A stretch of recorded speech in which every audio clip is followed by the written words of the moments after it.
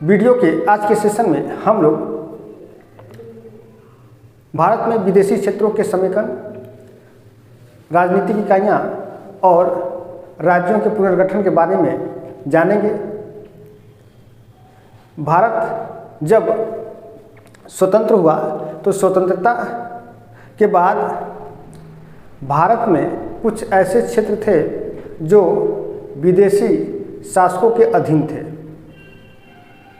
उन क्षेत्रों को भारत सरकार ने अपने राज्य संघ में शामिल किया। यदि बात करें स्वतंत्रता के बाद भारत सरकार ने फ्रांस और पुर्तगाल द्वारा शासित कई क्षेत्रों को अपने राज्य संघ में शामिल करने का सफल प्रयास किया। इसी के संदर्भ में 11 अगस्त 1961 को, अभी मैं सब लिख दूंगा, आप पहले सुन लीजिए कि 11 अगस्त 1961 को दादरा नगर हवेली क्षेत्र को अपने संघ राज्य में शामिल किया और इस प्रकार दादरा नगर हवेली भारत का 7वां केंद्र शासित प्रदेश बना। इसी प्रकार गोवा, दमन, दीव को भी भारत में 19 दिसंबर 1961 को ऑपरेशन विजय के तहत सैन्य कार्यवाही करके पुर्तगालियों से आज़ाद कराया और भारत में उसे शामिल किया। तो दमन, गोवा और दीव को भारत ने पुर्तगालियों से आज़ाद कराया, वो भी ऑपरेशन विजय के तहत सैन्य कार्यवाही करके आज़ाद करवाया था। आज़ाद होने के बाद ये सभी भारत के केंद्र शासित प्रदेश में शामिल हुए, लेकिन 1967 की मतगणना के दौरान 56वें संविधान संशोधन 1987 को गोवा ने महाराष्ट्र में मिलने से इनकार कर दिया। इस प्रकार गोवा स्वतंत्र भारत का 25वां स्वतंत्र राज्य बना। तो एक तरफ देखा जाए तो जो गोवा, दमन, दीव था, इस पर भी पुर्तगालों का शासन रहा और कई ऐसे क्षेत्र भी रहे हैं जैसे दादरा नगर हवेली, इसमें भी पुर्तगालों का शासन रहा। लेकिन एक और क्षेत्र था जिसे पुडुचेरी के नाम से जाना जाता था, उस समय पांडिचेरी कहते थे, अब उसका परिवर्तित नाम पुडुचेरी हो गया है। तो पांडिचेरी, तो उस समय पांडिचेरी एक छोटा सा गांव हुआ करता था और वो गांव कुछ कस्बों में बटा हुआ था, 3-4 कस्बों में। उन कस्बों के नाम आज भी हैं, जैसे माहे, कराईकल, पांडिचेरी, चंद्रनगर, यनम। तो उस समय चंद्रनगर था, आज चंद्रनगर नहीं है। तो उस समय भी पांडिचेरी एक छोटा सा गांव हुआ करता था। तो पुडुचेरी जो कभी एक छोटा गांव हुआ करता था, इस पर 280 वर्षों तक फ्रांसीसियों का शासन रहा। इसे भी 1 नवंबर 1954 को भारत में शामिल किया गया और केंद्र शासित प्रदेश बना लिया गया। तो देखा जाए तो यहाँ पर मैं कुछ बातों को नोट कर दे रहा हूँ, आप लोग लिख सकते हैं कि राज्यों के समेकन, यानी कि भारत में विदेशी क्षेत्रों के समेकन को लेकर के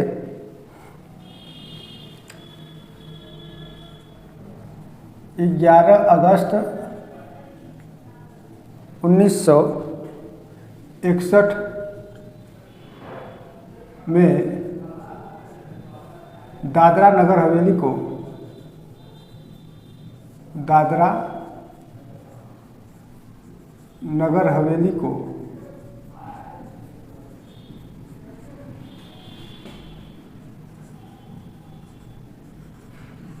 भारत में शामिल किया गया।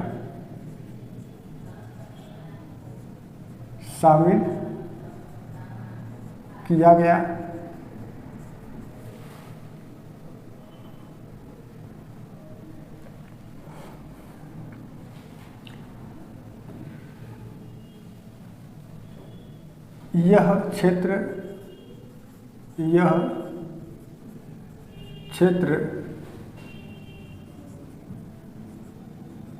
भारत का 7वां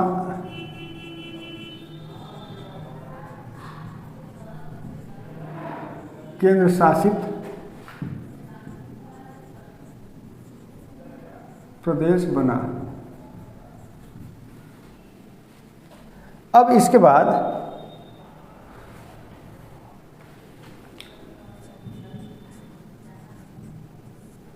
गोवा, दमन दीव, गोवा, दमन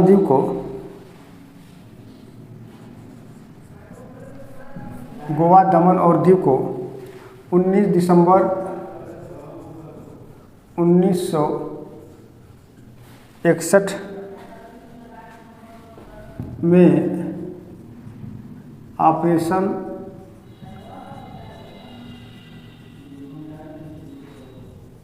विजय के तहत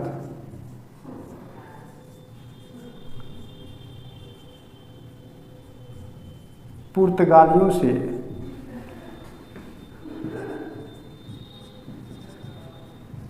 आज़ाद कराकर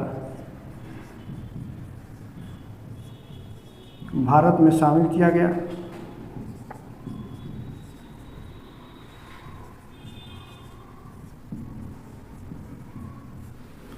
भारत में शामिल किया गया।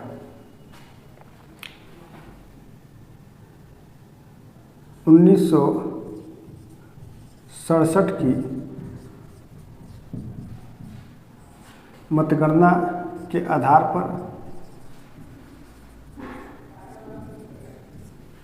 पर गोवा ने महाराष्ट्र मिलने से इनकार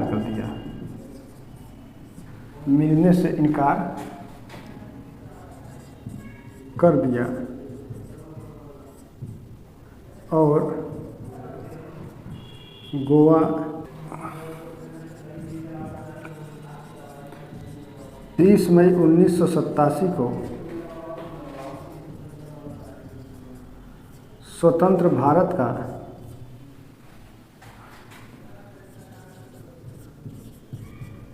25वां स्वतंत्र राज्य बना। अभी ये विदेशी सब क्षेत्र हैं, इनको कैसे कैसे शामिल किया गया इसकी बात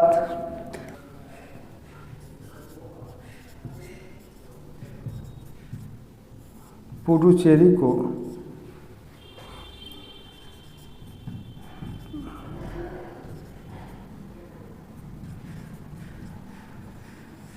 फ्रांसीसियों ने नवंबर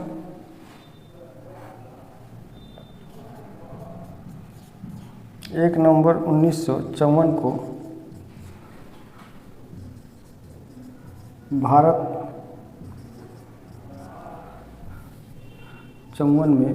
भारत को सौंप दिया। ठीक, तो ये अभी तक तो विदेशी क्षेत्र रहे। इन विदेशी क्षेत्रों में यदि देखें तो 11 अगस्त 1961 में ये दादरा नगर हवेली को भारत में शामिल किया गया। पहले ये जो दादरा नगर हवेली था ये पुर्तगालियों के अधीन था और 11 अगस्त 1961 में भारत में शामिल किया गया और यह क्षेत्र भारत का 7वां केंद्र शासित प्रदेश बना। उसके आगे गोवा, दमन और दीव को 19 दिसंबर 1961 में ऑपरेशन विजय के तहत पुर्तगालियों से आज़ाद करा दिया गया और इसे भी भारत में शामिल किया गया। लेकिन 1967 की मतगणना के आधार पर गोवा ने महाराष्ट्र में मिलने से इनकार किया और गोवा को 30 मई 1987 को स्वतंत्र भारत का 25वां स्वतंत्र राज्य बना दिया गया। तो जो गोवा, दमन, दीव थे, जब ये 19 दिसंबर 1961 को ये पुर्तगालियों से आज़ाद हुए तो गोवा, दमन, दीव ये तीनों ही केंद्र शासित प्रदेश के रूप में रहे। उसके बाद 1967 में मतगणना हुई तो उस मतगणना के आधार पर गोवा एक स्वतंत्र राज्य की मांग किया और यह महाराष्ट्र में मिलने से इनकार कर दिया। तब जाकर के 30 मई 1987 को गोवा स्वतंत्र राज्य के रूप में निर्मित हुआ। इसके बाद पांडिचेरी जो कभी फ्रांसीसियों के अधीन था, पांडिचेरी पर फ्रांसीसियों ने लगभग 280 वर्षों तक शासन किया और 1 नवंबर 1954 में फ्रांसीसियों ने इसे भारत में सौंप दिया और वे फिर चले गए। यदि आप देखें तो उस समय जो पांडिचेरी था वो छोटे छोटे बस्तियों में बटा हुआ था। उन बस्तियों में पांडिचेरी था। उन बस्तियों में क्या था? पांडिचेरी, यनम, चंद्रनगर और केरिकल था। केरिकल, ठीक। तो ये इतनी बस्तियों में ये बटा हुआ था। पांडिचेरी, यनम, चंद्रनगर और केरिकल, इतने बस्तियों में पांडिचेरी बटा हुआ था और इन सभी बस्तियों पर फ्रांसीसियों का अधिकार था और फ्रांसीसियों ने स्वतंत्रता के बाद ये सभी बस्तियों को भारत में सौंप दिया और फिर वे चले गए। तो ये तो आपका था भारत में विदेशी क्षेत्रों का समेकन। तो किस तरीके से भारत में विदेशी क्षेत्रों को शामिल किया गया। अब इसके बाद हम लोग देखते हैं राजनीतिक इकाइयाँ एवं राज्यों का पुनर्गठन। इनमें से मुख्य रूप से आप देख सकते हैं राज्यों का पुनर्गठन, यानी कि जब भारत स्वतंत्र हुआ तो किस तरीके से नए नए राज्य बने, नए नए राज्यों का पुनर्गठन हुआ, इसके बारे में आप जानेंगे। तो अंग्रेजों के भारत छोड़ने के समय भारत ब्रिटिश प्रोविंसेस और 562 राजवाड़ों में बटा हुआ था। ब्रिटिश प्रोविंसेस जो थे, यानी स्वतंत्रता के बाद जो भारत था, ये जो भारत रहा, ये भारत ब्रिटिश प्रोविंसेस यानी कि जो सीधे ब्रिटिश सरकार के द्वारा नियंत्रित होते थे, एक वे क्षेत्र और दूसरा वे जो भारतीय शासकों का उस पर अधिकार था।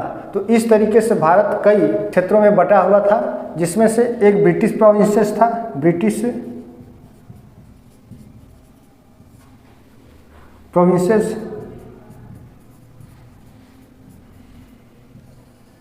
ब्रिटिश प्रोविंसेस और 562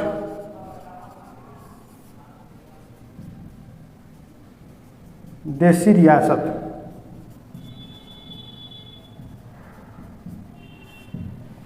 ठीक। तो ब्रिटिश प्रोविंसेस और 562 देशी रियासतों में बटा हुआ था। अब इस ब्रिटिश प्रोविंसेस पर ब्रिटिश शासन का सीधा नियंत्रण था। ब्रिटिश प्रोविंसेस पर ब्रिटिश शासकों का सीधा नियंत्रण था, लेकिन इस देशी रियासतों पर भारतीय शासकों का नियंत्रण था। भारतीय शासकों का शासन था। भारतीय शासकों का शासन था, लेकिन इस भारतीय शासकों पर इस ब्रिटिश शासकों का परोक्ष रूप से नियंत्रण रहा। ठीक है। तो इसमें ब्रिटिश प्रोविंसेस और देशी रियासत थे। तो ब्रिटिश प्रोविंसेस पर तो ब्रिटिश शासकों का ही शासन रहा, लेकिन इस देशी रियासतों पर भारतीय शासकों का शासन था। लेकिन इस भारतीय शासकों को भी ब्रिटिश शासक ही परोक्ष रूप से नियंत्रित करते थे, यानी कि इनडायरेक्टली तरीके से नियंत्रण में ये लोग लिए हुए थे। अब 26 जनवरी 1950 को भारत का संविधान लागू किया गया और भारत को एक लोकतांत्रिक गणराज्य बनाया गया। सर्वप्रथम यदि बात करें राज्यों के पुनर्गठन की, तो सर्वप्रथम भाषा के आधार पर ही राज्यों का पुनर्गठन किया गया। 1953 में आंध्र प्रदेश का गठन हुआ और वो भी भाषा के आधार पर हुआ। तो जब भारत आज़ाद हो गया और आज़ाद होने के बाद जब भारतीय राज्यों के पुनर्गठन की बात आई, वो भी भाषा के आधार पर, तो भाषा के आधार पर राज्यों का पुनर्गठन होना उचित है या नहीं है, इसकी जांच के लिए डॉक्टर राजेंद्र प्रसाद ने 17 जून 1948 को श्याम कृष्ण धर की अध्यक्षता में 4 सदस्यीय आयोग की नियुक्ति की। अब ये जो एस.के. धर थे, इनका पूरा नाम ही श्याम कृष्ण धर था। ये इलाहाबाद उच्च न्यायालय के सेवानिवृत्त न्यायाधीश थे और इन्हीं के अध्यक्षता में 4 सदस्यीय आयोग की नियुक्ति हुई और इस आयोग ने भाषा के आधार पर राज्यों के पुनर्गठन की मांग को अस्वीकार किया, उसका विरोध किया और कहा कि राज्यों का जो पुनर्गठन होगा वह प्रशासनिक क्षेत्रों एवं उनकी सुविधाओं के आधार पर होगा। कुछ वर्षों के बाद, 1-2 वर्ष के बाद, कांग्रेस ने एस.के. धर की निर्णयों की समीक्षा के लिए जयपुर अधिवेशन में पंडित जवाहरलाल नेहरू, सरदार वल्लभ भाई पटेल और पट्टाभी सीतारमैया समिति का गठन किया, जिसे जे.भी.पी. समिति कहा गया। जे.भी.पी. समिति, ठीक है, जिसे जे.भी.पी. समिति कहा गया। जे का मतलब जवाहर, भी का मतलब वल्लभ, पी का मतलब पट्टाभी, तो जे.भी.पी. समिति का कह सकते हैं गठन किया गया। और इस जे.भी.पी. समिति ने भी भाषा के आधार पर राज्यों के पुनर्गठन को अस्वीकार किया। इसके तहत मद्रास राज्य के तेलुगु भाषियों ने पोट्टू श्री रामुल्लू, ठीक है, आप नाम लिखिए, पोट्टू या पोटी श्री रामुल्लू, ठीक। जब जे.भी.पी. समिति ने भी भाषा के आधार पर राज्यों के पुनर्गठन को खारिज कर दिया, अस्वीकार कर दिया, तो क्या हुआ कि जो मद्रास राज्य के तेलुगु भाषी थे, उन्होंने पोट्टू श्री रामुल्लू के नेतृत्व में आंदोलन कर दिया और उस आंदोलन में पोटी श्री रामुल्लू भी शामिल थे, नेतृत्वकर्ता थे। वे आमरण अनशन पर बैठे, 58 दिन तक आमरण अनशन पर ही रह गए और 58 दिन के बाद उनकी मृत्यु हो गई और देश के प्रधानमंत्री पंडित जवाहरलाल नेहरू उनकी मृत्यु से आहित हो करके तेलुगु भाषियों के लिए पृथक राज्य के गठन की घोषणा की, यानी कि आंध्र प्रदेश की गठन की बात कही गई। तो पंडित जवाहरलाल नेहरू ने आंध्र प्रदेश के गठन की घोषणा कर दी और 1 अक्टूबर 1953 को आंध्र प्रदेश राज्य का गठन हुआ और यह स्वतंत्र भारत का पहला भाषा के आधार पर गठित होने वाला राज्य था आंध्र प्रदेश। उस समय आंध्र प्रदेश की राजधानी कुर्नूल थी। तेलुगु भाषियों के लिए पृथक राज्य के गठन के पश्चात अन्य भाषा भाषियों द्वारा भी अलग राज्यों की मांग की जाने लगी, जिसके संदर्भ में 1953 में न्यायमूर्ति फजल अली की अध्यक्षता में 3 सदस्यों में एक तो स्वयं फजल अली हो गए, 2 और लोग थे। एक का नाम के.एम. पारिक्कर था और दूसरे का नाम हृदयनाथ कुंजरू था। तो फजल अली की अध्यक्षता में 3 सदस्यीय राज्य पुनर्गठन आयोग का गठन किया गया और जिसे जुलाई 1956 में पारित कर दिया गया। इस अधिनियम के अनुसार उस समय 14 राज्य और 6 केंद्र शासित प्रदेश थे। मैं उन 6 केंद्र शासित प्रदेशों का नाम बता रहा हूँ: दिल्ली, हिमाचल प्रदेश, मणिपुर, त्रिपुरा, अंडमान और निकोबार।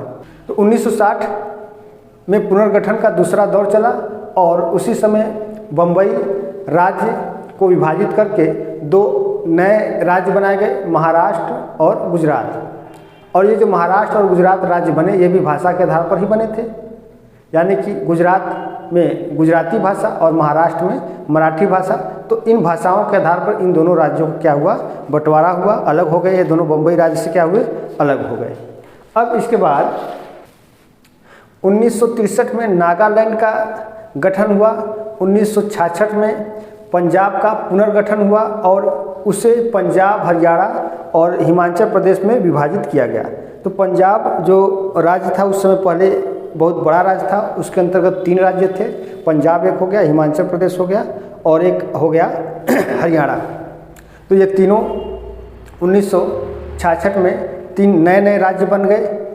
अब 1972 में मेघालय, मणिपुर और त्रिपुरा उत्तरी पूर्वी क्षेत्र पुनर्गठन अधिनियम 1971 के तहत 1972 में मेघालय, मणिपुर और त्रिपुरा 3 नए राज्यों का गठन किया गया। 21 जनवरी 1972 को किया गया था। 1987 में मिजोरम का गठन किया गया और इसी वर्ष 1987 में ही अरुणाचल प्रदेश और गोवा को पूर्ण राज्य का दर्जा मिला। यहाँ पर मैं गोवा के बारे में कहीं लिखा हूँ कि 30 मई 1987 को स्वतंत्र भारत का 25वां स्वतंत्र राज्य बना। कौन? गोवा बना।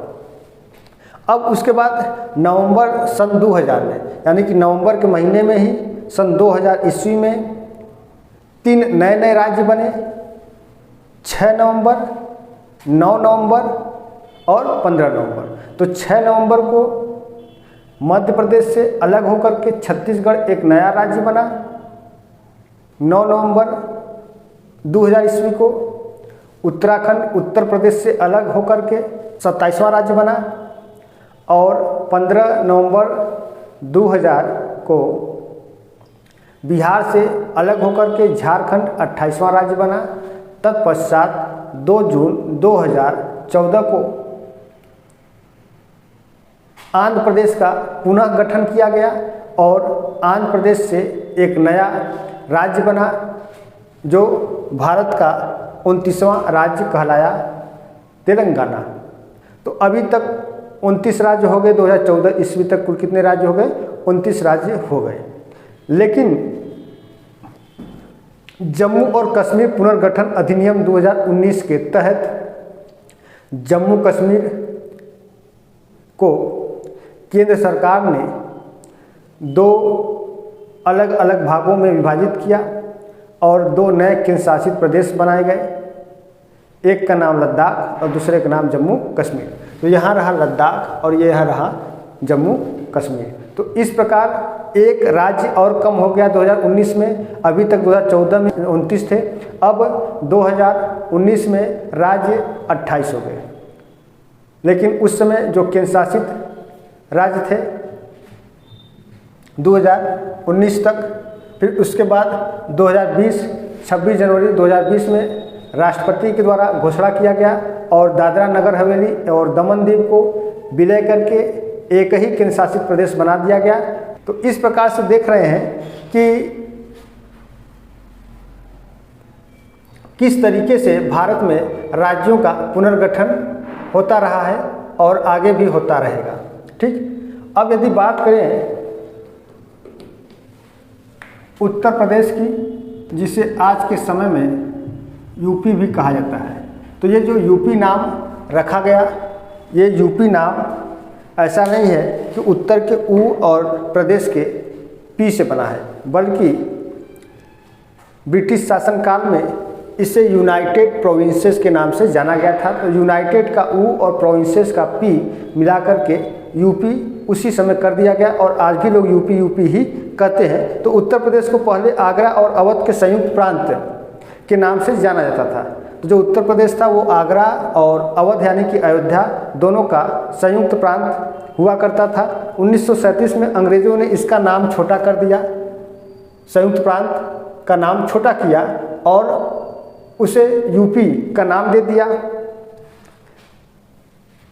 जब 24 जनवरी 1950 में उत्तर प्रदेश का गठन हुआ तो इसे उत्तर प्रदेश कहा गया और आज भी इसे यूपी के नाम से जाना जाता है। ठीक है, तो अब इसके बाद हम लोग कुछ चीज़ें हैं जिसको मैं लिख दे रहा हूँ, आप लोग नोट कर लीजिएगा। इसको मैं मिटा रहा हूँ, आप लोग इसे लिख लीजिए या नोट कर लीजिए।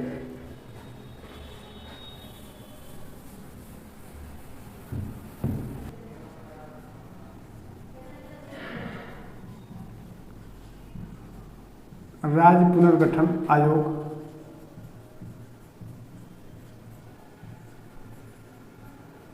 का गठन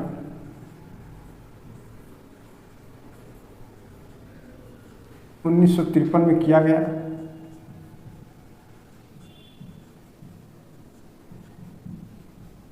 और इसे जुलाई 1956 में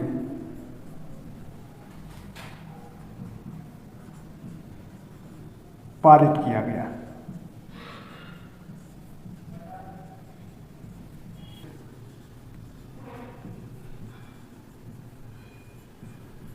इस अधिनियम के तहत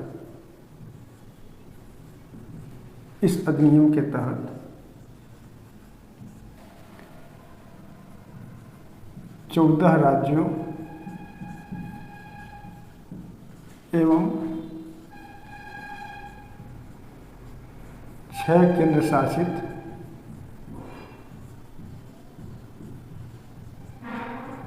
प्रदेशों का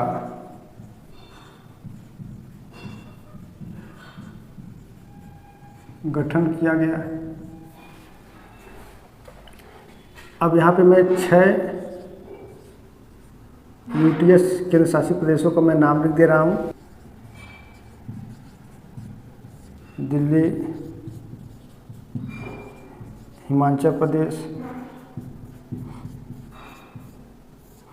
त्रिपुरा,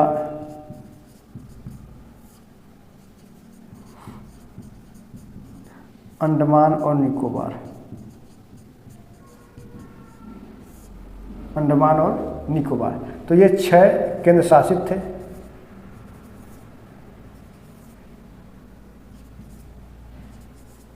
और 14 क्या थे? राज्य थे।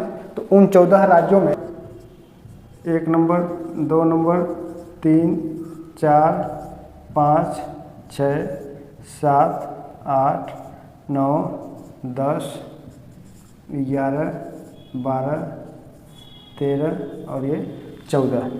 इन 14 का नाम मैं लिख दे रहा हूँ, देख लीजिए कौन कौन सा था। यूपी, एमपी, उत्तर प्रदेश, मध्य प्रदेश, बिहार, पश्चिम बंगाल, उड़ीसा, आंध्र प्रदेश, मैसूर, मद्रास, केरल, जम्मू कश्मीर, असम,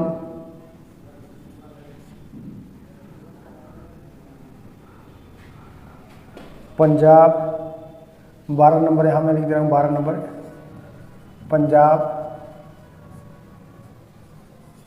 राजस्थान और बम्बई हो गया। ठीक, इतना हो गया।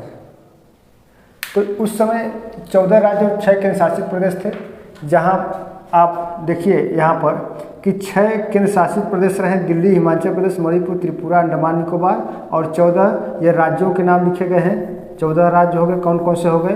उत्तर प्रदेश, मध्य प्रदेश, बिहार, पश्चिम बंगाल, उड़ीसा, आंध्र प्रदेश, मैसूर, मद्रास, केरल, जम्मू कश्मीर, असम, पंजाब, राजस्थान और ये बम्बई। ये इतने राज्य थे। ठीक, अब इसके बाद यहाँ पर ध्यान देंगे कि 14 राज्य एवं 6 केंद्र शासित प्रदेशों का जब गठन किया गया, तत्पश्चात 1960 में राज्यों के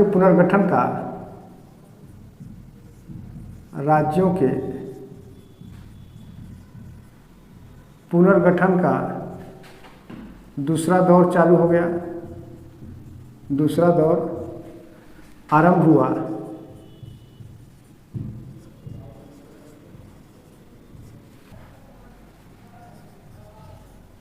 इसी समय कह सकते हैं कि 1960 में, इसी समय ही बम्बई राज्य को 2 भागों में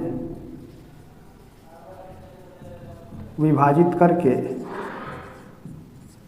करके 2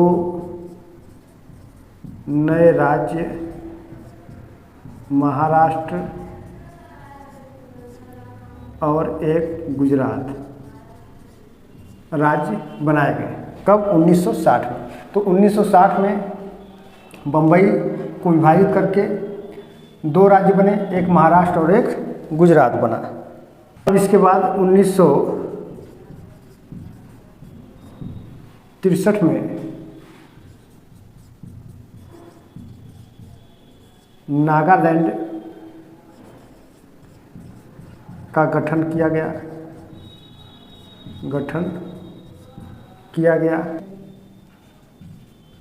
1972 में किन किन राज्यों का हुआ? तो यहाँ देखिए मेघालय है, मेघालय, मणिपुर और त्रिपुरा का गठन हुआ। 1972 में मेघालय, मणिपुर और त्रिपुरा का गठन हुआ। 1966 में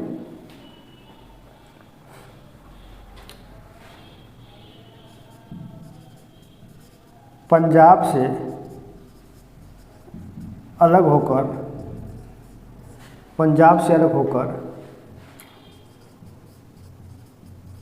हरियाणा,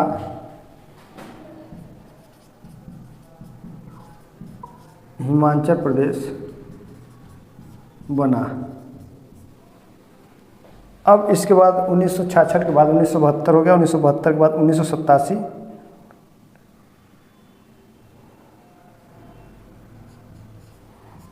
1987 में 3 राज्य बने।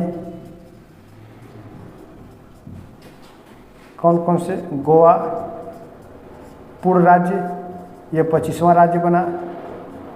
गोवा भारत का 25वां राज्य बना। गोवा बना, अरुणाचल प्रदेश बना,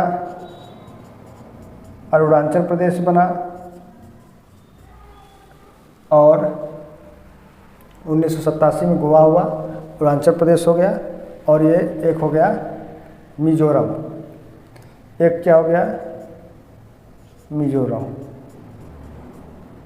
ठीक, तो ये 3 राज्य, गोवा जिसे भारत का 25वां राज्य कहा गया। अब इसके बाद यहाँ मैं लिख दे रहा हूँ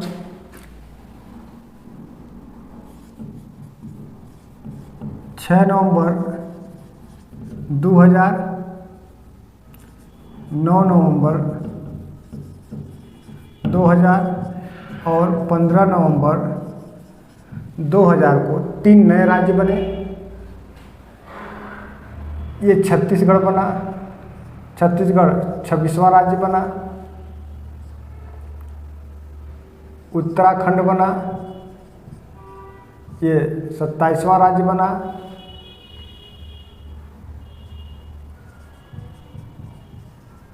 और 15 नवंबर 2000 को झारखंड बना, ये 28वां राज्य बना।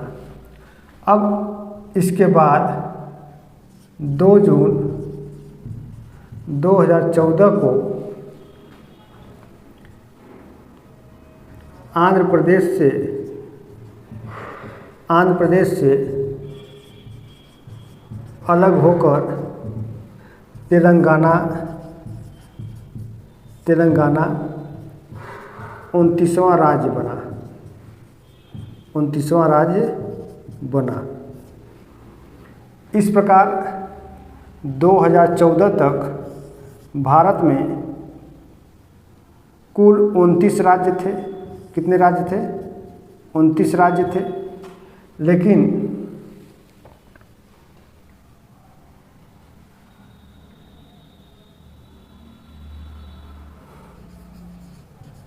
दो 2019 में जम्मू कश्मीर को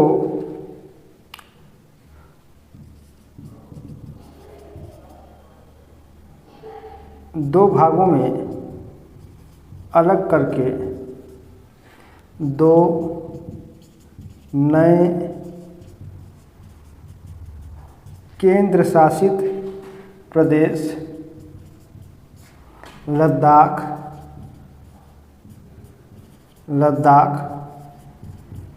और जम्मू कश्मीर बनाए गए। इस प्रकार अब कुल राज्यों की संख्या 28 हो गई। इस प्रकार अब कुल राज्यों की संख्या कितनी हो गई? 28 हो गई। यानी कि 2014 तक 29 राज्य थे और 2019 में ये 28 राज्य हो गए। और उस समय जब 2019 में ही जम्मू कश्मीर को दो नए केंद्र शासित प्रदेशों में बनाया गया, एक जम्मू कश्मीर और दूसरा लद्दाख को बनाया गया, तब 2019 में ही केंद्र शासित प्रदेशों की संख्या कुल 9 हो गई थी। 9 हो गई। अब उसके बाद 26 जनवरी 2020 को, कब? 26 जनवरी 2020 को दादरा नगर हवेली और प्लस दमन दीव का विलय किया गया। विलय करके एक केंद्र शासित प्रदेश बनाया गया, यानी कि एक ही यूटीएस बना दिया गया। तो इसमें दादरा नगर हवेली और दमन दीव ये एक हो गए। तो अब जो संख्या केंद्र शासित प्रदेशों की 9 हो गई थी, अब वो पुनः 8 हो गई। और वर्तमान समय में इस समय कुल राज्यों की संख्या भारत में कुल जो राज्य हैं वे 28 है और केंद्र शासित जो प्रदेश हैं वे 8 हैं। 28 राज्यों का नाम आप एक बार देख लेंगे। हिमाचल प्रदेश, पंजाब, हरियाणा, उत्तराखंड, राजस्थान, गुजरात, मध्य प्रदेश, उत्तर प्रदेश, बिहार, झारखंड, छत्तीसगढ़, पश्चिम बंगाल, सिक्किम, उड़ीसा, महाराष्ट्र, गोवा, कर्नाटक, तेलंगाना, आंध्र प्रदेश, तमिलनाडु और ये केरल। इसके बाद आप आ जाइए उत्तरी पूर्वी राज्यों में, जिसको आप 7 सिस्टर के नाम से जानते हैं। इसमें हो गया असम, मेघालय, अरुणाचल प्रदेश, नागालैंड, मणिपुर, मिजोरम और ये त्रिपुरा हो गए। तो ये 28 राज्य हो गए। 8 केंद्र शासित प्रदेशों में लद्दाख, जम्मू कश्मीर, चंडीगढ़, दिल्ली, दादरा नगर हवेली, दमन दीव, लक्षद्वीप, पुडुचेरी और ये अंडमान निकोबार। तो इस तरीके से देखें तो वर्तमान में कुल 28 राज्य और 8 केंद्र शासित प्रदेश है। तो देखिए ये इस तरीके से राज्यों का पुनर्गठन हुआ है और ये परीक्षाओं में पूछा जाता है। विभिन्न प्रकार की परीक्षाओं में, उत्तर प्रदेश लोक सेवा आयोग की परीक्षाओं में ये पूछा जाता है और अन्य राज्यों के लोक सेवा आयोग में भी ये प्रश्न पूछे जाते हैं। साथ ही साथ ज्योग्राफी से संबंधित जो नेट जेआरएफ की तैयारी करते हैं उनमें भी ये क्वेश्चन एक आध दो बार आया हुआ है। टीजीटी, पीजीटी में भी ये क्वेश्चन एक आध दो बार आ चुका है। तो यह टॉपिक बहुत ही इम्पॉर्टेंट है, इसलिए आप लोग इसे अच्छे से पढ़ लीजिए। आप लोग चाहेंगे तो इन सब चीज़ों को आप गूगल से भी ढूंढ सकते हैं। गूगल पर भी ये उपलब्ध है, गूगल से भी मिल जाएगा। ठीक, नहीं तो आप लोग किसी ऑथेंटिक बुक का अध्ययन करें, वहाँ से भी ये आपको मिल जाएगा। ठीक है, तो ये आज की क्लास में हम लोगों ने भारत में विदेशी क्षेत्रों के समेकन, राजनीतिक इकाइयों और राज्यों के पुनर्गठन से संबंधित चीज़ों को देखा। अब इसके बाद हम लोग भारत की भूगर्भिक संरचना और भौतिक प्रदेशों के बारे में देखेंगे।